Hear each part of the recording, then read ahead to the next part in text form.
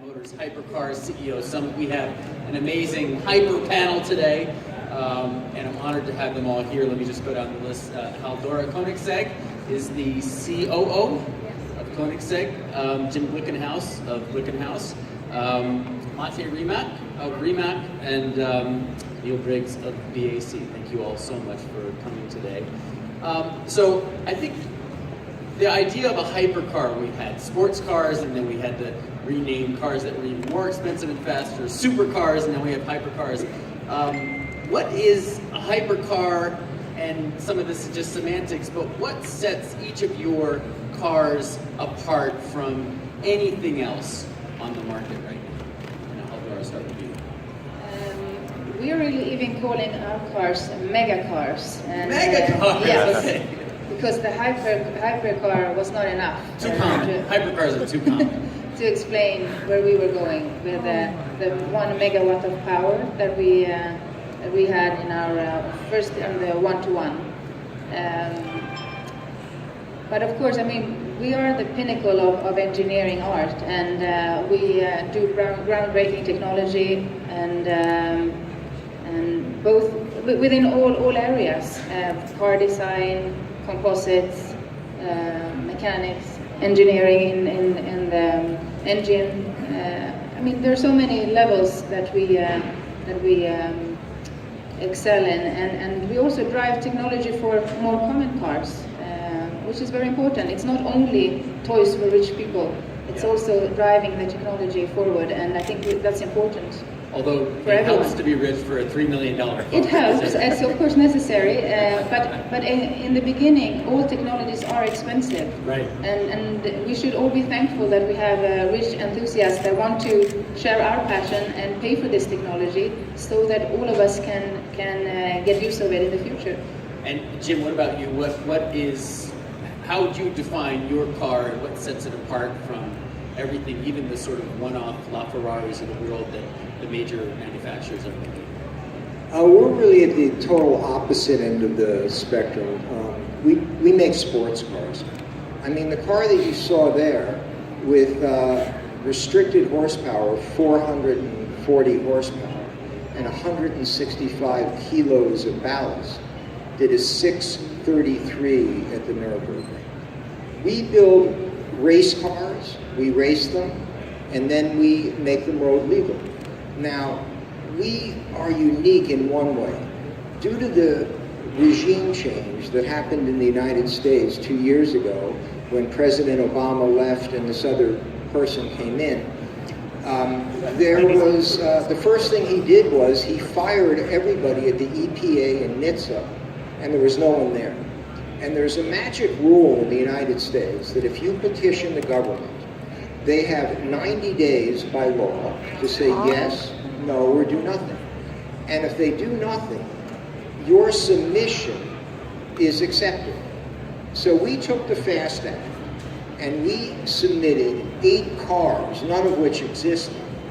And we went to Nizza and made a 350-page submission that I hand wrote and then we typed up. And against long odds, 90 days passed. They did nothing. And under U.S. law, we were deemed approved, and we're the only low-volume Nizza manufacturer in the world. And frankly, the only one there will ever be. Because once that happened, they freaked out and came to us and said, Jim, you know, blah, blah. And I said, blah, blah, what? We're in, you know, I'll see you in court tomorrow morning. And now if you Google Glickenhaus and Nizza, you will see our VIN decoder, and you can type it in, and all our cars come up.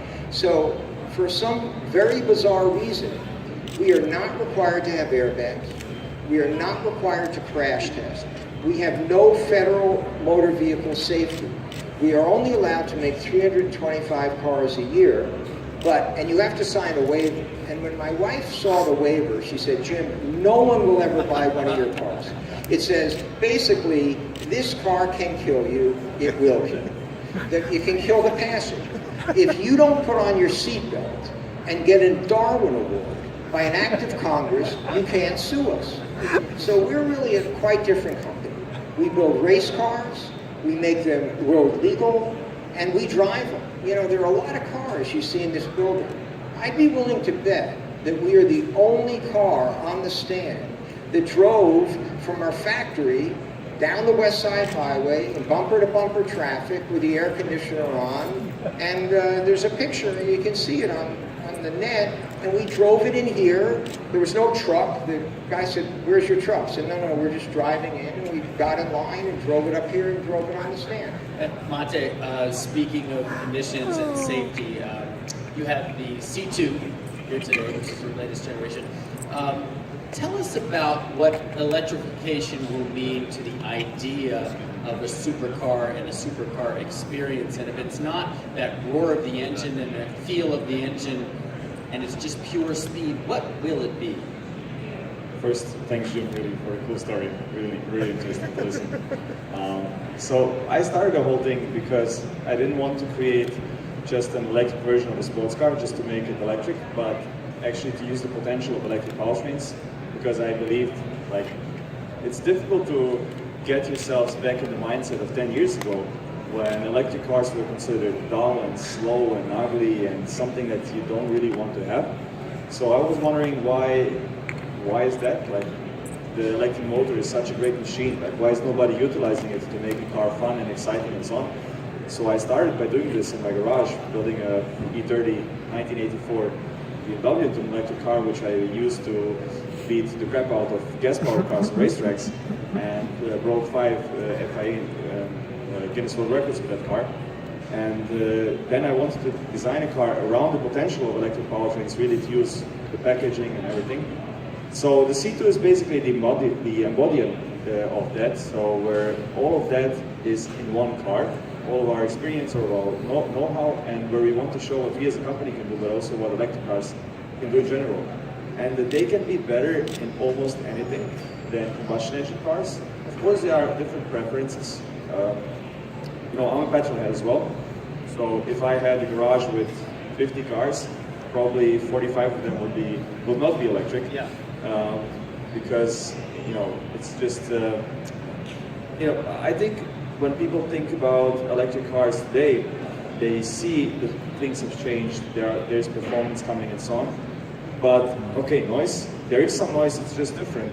And when you look at, you know, some supercars that are on the market, a lot of them are quite similar, like, you know, rear-engined, 8 cylinders, 12 cylinders, rear-wheel drive, 6 speeds or 7 speeds. I mean, there are differentiations, but then when you come into something that has 4 motors and 1,900 horsepower, it's so different, and it gives you such a different experience that the one thing you might, you know, miss, the roar of a V12 or a V8, whatever, you get compensated for a lot of different aspects.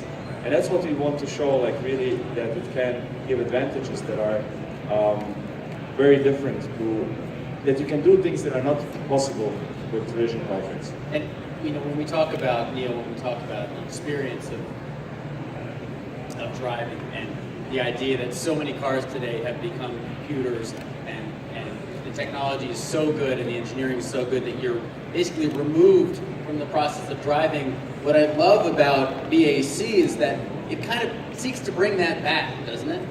That connection with driving in the road. Absolutely. We have one focus, and that is the driving experience, and to maximise that driving experience, whether that's on the road or whether that's on the track. And that's why the car only has one seat, because race cars have evolved over 60, 70, 80 years. The engine's been in the front, the engine's been in the back, they've been 2-seat. And look at where every Indy car is, where Formula 1 car is, and where Formula cars are, and they are like that as a vehicle architecture for a very good reason, because it's the best. And if your focus is on being the best, then you have to use the best architecture, you have to work with the best suppliers, the best employees, and also the best partners, which is why we're thoroughly excited about our new relationship with Brian Miller and his great team here at Manhattan Motor Cars. It's an absolute pleasure for us to be here and share the stage with these guys. But as far as the driving experience is concerned, you know, we sell dreams, and you can dream about being Bobby Rahal or whoever your favourite race car driver is, Formula 1 or anything, and you can own that dream. I know when we look at these cars that are $2 million or $3 million, we all wonder who is buying these cars, especially given that cars like the Jesko sold out in 5 days within the launch. So Haldora, who are the customers, not by name, but who are the customers buying the Jesco, and what countries are they from? Are they entrepreneurs? Are they more inherited wealth? And what is the typical age of a Jesco buyer? We sell all over the world, and our customers, they vary in age. They're from 20 and up. But I would say that a vast majority of our customers are entrepreneurs, and their big portion are self-made, that love that we as the underdog can come and show the established brands that you can do something different, and that with a small, passionate team, you can actually do something that the big manufacturers can't. And I would guess all of you probably have a customer base that if there was one commonality other than having wealth, it's that they're brave. Because they're not just doing the easy thing and buying a Ferrari or buying a Lamborghini, although those are amazing cars, but they're taking a risk, aren't they, when they're buying your cars? Yeah, absolutely. I think all the customers, we overlap customers. We have customers who own Koenigsegg and indeed Rimac too. They dare to be different. And I also think that they also like to be, in their purchase, they like to be part of our company. So to that extent, a lot of our customers become ambassadors for our business. It's how can I help in any way, shape or form. And they like to be part of something that's growing, and they like to think that they've contributed to it, which they absolutely have. We're very open-minded about our customers. A lot of the new features on our car are a direct consequence of some of the feedback that we've had from our customers in terms of the ownership experience and the driving experience. And it's great to be able to share our passion for engineering and design with our customers and in a vice versa way. There's talk now that the trade deal with China looks like it's going to be resolved fairly soon. There's talk about the next trade war possibly involving a tariff on European cars, possibly 20-25%. Now, there's one point of view that says, well, these are people who have a lot of money and they don't care, it doesn't matter. But going down the line, what impact would it have on your business, and where would that cost flow through to? Yeah, for us it would mean nothing, because we're an American company. We build cars in Sleepy Hollow, New York, so I don't think there'll be a tariff on Sleepy Hollow. But in all seriousness, I don't think this is going to mean anything to anybody. Maybe for a little while it can affect a little bit, but I mean, if you look around in the world and you see the tariffs and the tax that you have around the globe on cars like this, it's much higher. Yeah, China, Malaysia. I mean, there you're talking a few 100%. 2%. Yeah, and you still sell cars in China. We still sell a lot of cars in China, yes, and in other countries of the world where the taxes are really high. And what about for Rimac? Well, for us, the main business is using the technology that we have here in our cars and selling it to other car companies. And those, most European car companies are our customers, but also some that are not from Europe. So that's the main business for us, helping. Porsche is a shareholder in the company. That's a big deal. And as Dora said, what is important, I think, for companies like us is to, push the limits. And a lot of these things that we do in our cars can end up in other people's and cheaper cars, like the freewheel technology that Koenigsegg is developing. So, I mean, we have, I think, a similar customer market like Koenigsegg, selling internationally. But really, for us, the priority as a company is to help other car companies and to help the whole industry to go electric. Now, the other big trend, of course, in cars is autonomous driving. And if you look at the high-end watch market, what happened when the smartwatch came out is everyone thought, well, that would be the death of luxury watches. In fact, it sort of carved out the middle and the bottom of the luxury watch market, but it actually drove business to the top, because when everyone was wearing smartwatches, there was more demand for that handcrafted, truly special product. Each of you, autonomous cars, will you ever enter that market, and does it help your product down the road? So from our perspective, we thoroughly embrace autonomous vehicles, because what it will do, we're advocates for the right tool for the right job, okay? And if you need a tool to have the best driving experience possible, then you buy our car, and you will probably use it at the weekend, okay? So if autonomous vehicles come in, all that's going to happen is, and I agree absolutely with your comparison with the luxury watch market, I think it will drive I think that would be successful for all of our brands and indeed the other luxury car makers as well, because there'll be more people out there who will want to enjoy their hobby of driving any of these cars that are represented here today at the weekend with like-minded individuals in ownership groups, on events, whether that's road or track. So I can actually see the market expanding. And actually, if you look at the rise in the luxury goods sector over the last 5 years, it's doubled, and that's been reflected in luxury car sales as well globally. So it's an expanding market, and I think it's one that's a great opportunity for everyone here today. And for us, the C2 it actually has the autonomous driving features already inside. So we have 8 cameras, 12 ultrasonic sensors, 6 radars, LiDAR, supercomputer in the car. So we are developing a system that's called Driver Coach. So not everybody who can afford a car like this can really use it. So we are developing a system that can blend the two things. 10 years ago, people couldn't understand how performance driving and electric cars can go together. And today the same is true for autonomous driving. So we want to show that autonomous driving can actually enhance driving. So if you're not the perfect driver, and rarely anybody is, you take the car to the track, it shows you 2 perfect laps, and if you like, it can tutor you, it can teach you how to be a better driver. So it does 2 laps at high speeds autonomously? Yeah, full autonomously so it's like you have a Formula 1 driver on your side, and the system can teach you where to turn in, where to brake, where you can be better. So we want to show that autonomous driving can enhance driving, but actually what will happen is we think the same like with horses. Like our grandparents, everybody had horses, and today still people have horses, but only the race horses. Right. So the regular transport will be full autonomous and shared, but there will be people who will collect cars, a very small portion of them, but people will collect them and use them in race race. I like the horse analogy. Dora? Yeah, Koenigsegg is on the same way as Rimac, and we also believe strongly that will be something that our customer will really enjoy, to go on a racetrack and get that support and know exactly what line to take and how to enhance their driving skills. And also, if you're using your car, which many of our customers are, no one really enjoys driving in traffic or in cities. I mean, then you can use your autonomous driving and they will support you. We're really totally different. We'll never have an autonomous car. We love driving in cities. I drove that car in the French Quarter. I've driven it in Times Square. I've driven it in the snow. We are real race cars we build. We race in real races. And if you want to drive one of our cars, we're very happy to have one of our race drivers sit next to you and show you what to do. And if you want to race, you can. I mean, if you buy one of our Baja boots this November, you can run the Baja 1000 in it. So we're a little wacky and crazy like that. And but I'll say point blank, we'll never make an autonomous car. We frankly will never have much electronics in the car. The only one we do, and maybe we could get together on this, and I'm being very serious, we are going to be one of 2 companies that is going to race the 24 Hours of Le Mans in the new LMP1 hypercar category. It's going to be Toyota and us. And in that, we are going to need a hybrid system for basically to be petrol and hybrid.